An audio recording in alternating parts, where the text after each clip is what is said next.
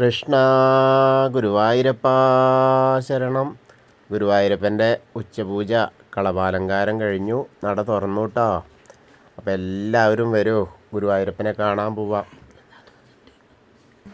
അപ്പോൾ നമുക്ക് ആദ്യം തന്നെ ആ കിഴക്കേ നടയിലുള്ള ഗണപതി ക്ഷേത്രത്തിൽ പോയിട്ട് തൊഴുതിട്ട് വിഘ്നങ്ങളൊക്കെ അകറ്റി നേരെ ഗോപുരവാതിൽ കടന്ന് അകത്തേക്ക് പോവാം. അങ്ങനെ വരുമ്പോൾ ഗുരുവായൂരപ്പൻ്റെ ശ്രീലകത്തുള്ള ആ ചതുർബാഹുവായ നാരായണ വിഗ്രഹത്തിൽ, മഹാപ്രഭുവിൻ്റെ വിഗ്രഹത്തിൽ ഏത് അവതാരത്തിലാണ് ഇന്ന് ഇരിക്കുന്നത്, എന്ത് കാഴ്ചയിലാണ് നമ്മളെ കാത്തിരിക്കുന്നത് നോക്കാം.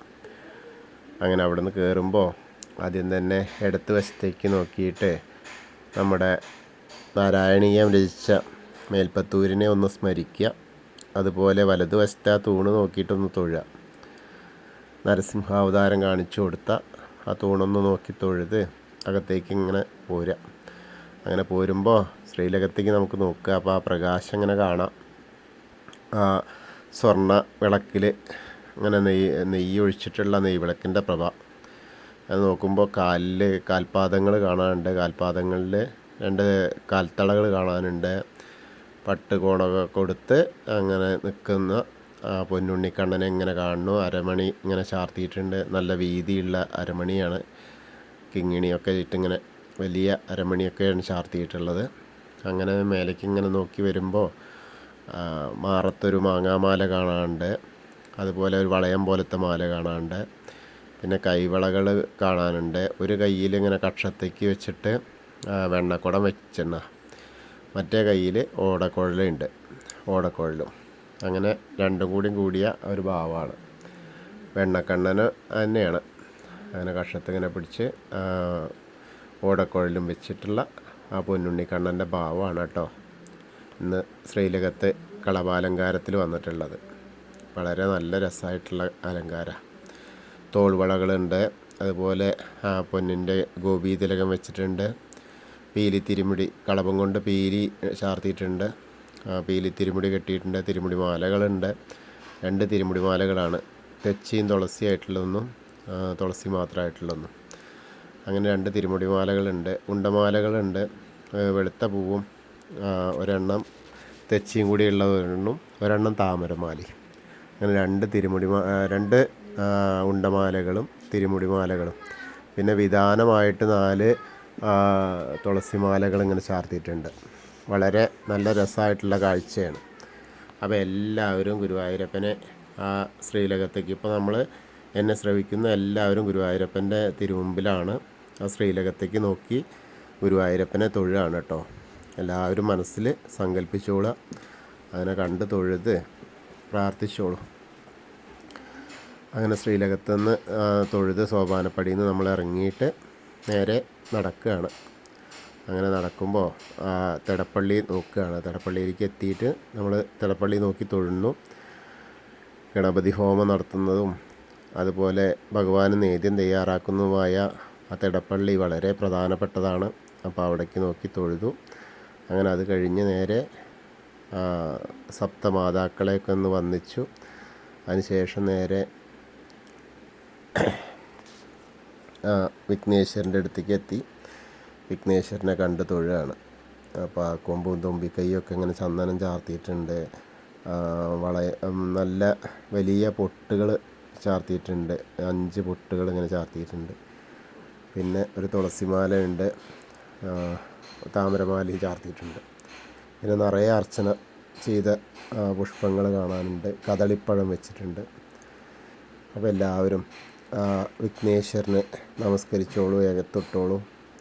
ഏകദന്തം മഹാകായം ദപ്തകാഞ്ചന സന്നിഭം ലംബോദരം വിശാലാക്ഷം വന്ദേഹം ഗണനായകം. അങ്ങനെ ഏത്തൊക്കെ ഇട്ടിട്ട് തിരിച്ച് നോക്കുമ്പോൾ നമ്മൾ സരസ്വതി ദേവിയുടെ ഫോട്ടോ കാണാം. അപ്പോൾ അവിടെ നോക്കിയിട്ട് തൊഴുക. സരസ്വതി നമസ്തുഭ്യം വരദേ കാമരൂപിണി വിദ്യാരംഭം കരിഷ്യാമി സിദ്ധിർഭവതു മേ സദാ. അങ്ങനെ സരസ്വതി ദേവിനെയും കണ്ട് തൊഴുത് നേരെ നമ്മളിങ്ങനെ നടക്കുകയാണ്. അങ്ങനെ നടക്കുമ്പോൾ ആ ചെറിയ ഗണപതി വിഗ്രഹം വീണ്ടും കാണാം. അവിടെ ഒന്ന് തൊട്ട് തലോടിയിട്ട് അടുത്ത മത്സ്യം, കൂർമ്മം, വരാഹം, നരസിംഹമൊക്കെയുള്ള രൂപങ്ങളൊക്കെ കാണാം. അതൊക്കെ കണ്ട് തൊഴുത് മേൽശാന്തിയുടെ അടുത്ത് നിന്ന് പ്രസാദം വാങ്ങാം. അർച്ചന പ്രസാദമൊക്കെ വാങ്ങി അതിനുശേഷം വാമനാമൂർത്തീനെയൊക്കെ കാണാം. അത് കഴിഞ്ഞാൽ ബാക്കി അനന്ത പത്മനാഭസ്വാമീനെ കണ്ട് തൊഴാം. അവിടെ നല്ല ആ ലക്ഷ്മി വിളക്കിൽ നിറയെ നെയ്യൊക്കെ ഒഴിച്ചിട്ട് നിറയെ അലങ്കാരമായിട്ട് ഇങ്ങനെ ഉണ്ട്. താമരമാലയും തുളസിമാലയൊക്കെ ധാരാളം ഉണ്ട് ചാർത്തിയിട്ട്. അവിടെയും കണ്ട് തൊഴുത് നേരെ ശ്രീകോവിലിൻ്റെ പുറകുവശത്തായിട്ട് സാഷ്ടാംഗം നമസ്കരിക്കുക. അങ്ങനെ നമസ്കരിച്ച് നേരെ അവിടുന്ന് എല്ലാം പ്രാർത്ഥിക്കുക. മുൻവശത്ത് പ്രാർത്ഥിക്കാൻ പറ്റാത്തതൊക്കെ പ്രാർത്ഥിച്ച് നേരെ വീണ്ടും ശ്രീരാമസ്വാമീനെയും ബലരാമസ്വാമീനെയും ഭാർഗവരാമനെയും ഒക്കെ കണ്ട് ഇങ്ങനെ തൊഴുത് കൽക്കീനെയൊക്കെ കണ്ട് തൊഴുത് നേരെ കൃഷ്ണൻ്റെ അടുത്ത് വീണ്ടും എത്തി. അവിടെ തുളസിമാലകൾ ചാർത്തിയിട്ടുണ്ട്. അത് കണ്ട് തൊഴുത് നേരെ മുരുകസ്വാമീനെ കാണാം. മുരുകസ്വാമിയെ കണ്ട് തൊഴുക. അതിനുശേഷം ഹനുമാൻ സ്വാമീനെ കണ്ട് തൊഴാം. ഹനുമാൻ സ്വാമീനെ കണ്ട് തൊഴുതിട്ട് നിറയെ കുങ്കുമമുണ്ട്. അതുപോലെ വെറ്റിലമാലയും ചാർത്തിയിട്ടുണ്ട്. പിന്നെ ആരോ ഒരു താമരമാലയും ചാർത്തിയിട്ടുണ്ട്. പിന്നെ രാധാകൃഷ്ണ വിഗ്രഹമൊക്കെ അവിടെയൊക്കെ മാലകൾ ചാർത്തിയിട്ടുണ്ട്. അത് കഴിഞ്ഞ് നേരെ ഓവിൻ്റെ അവിടെ വന്ന് പ്രാർത്ഥിക്കുക. സർവ്വ പാപങ്ങളൊക്കെ പൊറുക്കാൻ വേണ്ടിയിട്ട് പ്രാർത്ഥിക്കുക. അതിനുശേഷം ഗ്രില്ലിന് അപ്പുറത്തേക്ക് കടന്ന് താമരക്കണ്ണനെ കണ്ട് തൊഴാം. അതേപോലെ ആ മണിക്കിണർന്ന് കണ്ട് തൊഴാം. അതിനുശേഷം നൃത്താറയിലേക്ക് നോക്കിയാൽ ആ ദൈവം കത്തി നിൽക്കുന്നു, കിടാവിളക്ക് കത്തി നിൽക്കുന്നുണ്ട്.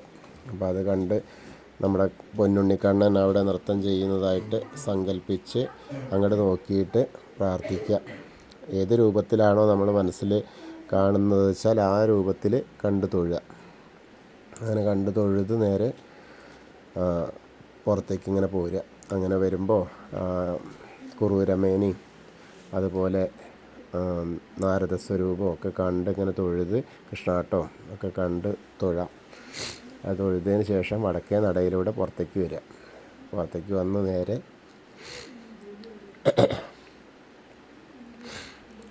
ഇങ്ങനെ വന്നിട്ട് ആ പ്രസാദ കൗണ്ടറിൽ നിന്ന് പ്രസാദമൊക്കെ വാങ്ങാൻ ചന്ദനവും തീർത്ഥമൊക്കെ വാങ്ങിയിട്ട് തൊട്ട് ഇനി നേരെ എടത്തരികത്ത് കാവിലെ ഭഗവതിയുടെ അടുത്തേക്ക് പോവുക.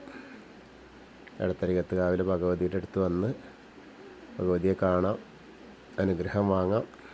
അങ്ങനെ അവിടേക്ക് വരുമ്പോൾ അവിടെ ആ ഒരു ചുവന്ന വട്ടമൊക്കെ ഉടുത്തിട്ട് ഇങ്ങനെ നിറയെ ആ ഗോളകയൊക്കെ ഇറക്കിയിട്ടാണ് ഇരിക്കുന്നത്. അപ്പോൾ എല്ലാവരും ഭഗവതി എടത്തരികത്ത് കാവിലെ ഭഗവതീനെ മനസ്സിൽ ധ്യാനിച്ച് പ്രാർത്ഥിക്കുക. സർവമംഗളമാംഗല്യേ ശിവേ സർവാർത്ഥസാധികേ ശരണ്യേ ത്രയംബകേ ഗൗരി നാരായണി നമോസ്തുതേ. അങ്ങനെ അവിടെ കണ്ട് തൊഴുതു. ഇനി കുറച്ചും കൂടെ പോന്നാൽ കോർണറിലെത്തിയ മമ്മിയൂരപ്പനെ കാണുക. മമ്മിയൂരപ്പനെ മനസ്സിൽ വിചാരിച്ച് പ്രാർത്ഥിക്കുക. മമ്മിയൂരപ്പ ശരണം എന്ന് പറഞ്ഞിട്ട് പ്രാർത്ഥിക്കുക. നമശിവായ നമശിവായ നമശിവായ എന്നുള്ള പഞ്ചാക്ഷരി മന്ത്രം ജപിക്കുക. അതിനുശേഷം നമ്മൾ നേരെ കൊടിമരത്തിൻ്റെ അവിടേക്ക് വരികയാണ്. അങ്ങനെ അവിടെ വന്ന് വീണ്ടും ശ്രീകോവിലേക്ക് നോക്കിയിട്ട് നമ്മുടെ പൊന്നുണ്ണിക്കണ്ണനെ ഒന്നുകൂടി ആ വെണ്ണക്കുടം കയ്യിലെടുത്ത് ഇരിക്കുന്ന വേണുഗോപാല സ്വരൂപത്തെ ഒന്നുകൂടി കണ്ട് തൊഴാം വെണ്ണക്കണ്ണനെ. അതിനുശേഷം നേരെ കൂത്തമ്പലത്തിൻ്റെ അവിടെ വന്ന് അകത്തേക്ക് നോക്കിയിട്ട് പ്രാർത്ഥിക്കുക.